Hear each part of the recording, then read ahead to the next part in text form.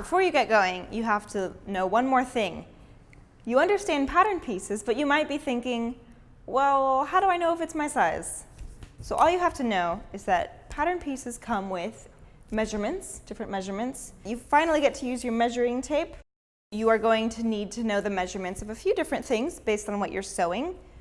If you're doing anything top related, you'll need to know your bust, your chest, and your waist. If you're doing anything lower, you'll need to know your hips, your pant length or your height, and your waist. Your waist, your hips, and your height. So for the top measurement, just keep in mind that you always want to keep your measuring tape lateral or parallel to the floor. So for bust measurement, you just always want to check across the widest point of your upper body. And then the chest, so that would be here for me. And then the chest goes along up here too. It goes underneath your arms and ends right here on your chest. And then the waist is the same thing. You want to find your thinnest point, not where you wear your pants, but your thinnest point, and find your waist measurement. Once you have those three down, you will look at your pattern piece, which usually comes with whatever you buy, and you compare and you find the inch number that lines up with you. And you might look above, and for example, I'm a 6, and I would say, oh, that's a 6, okay. And then you would continue to cut out whatever pattern pieces fall under the number given. For your waist, once again, that's around the thinnest part of your body. And then your hips is the widest part of your lower half. So whatever is widest.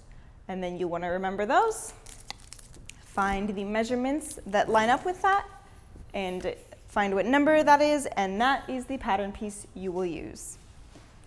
There is a lot more that goes into that, or if you have questions, obviously not every human is shaped the same. Not every human falls under the same exact measurements. Perhaps you're also a 6 above or a 10 below. If you have any questions, I would actually refer to McCall's Patterns online or ask the Google for help. McCall's has a really good site that explains how to change and alter your pattern pieces. I would also be happy to answer any questions. There's also ways to alter pieces, with a pencil and a ruler. But the best way is you always want everything to fit, and you always need to measure yourself. If you're still concerned or confused, you can also choose a number that's one size higher, and then take in whatever sides or seams that seem to be a little baggy. But if you always want more fabric than less fabric, so go a size up instead of a size down, definitely. Okay, that sums up pattern pieces and how to find the right size. If you have any questions, please ask. I would love to help you.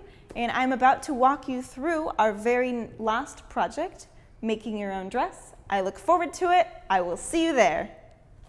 We're going to make this lovely dress.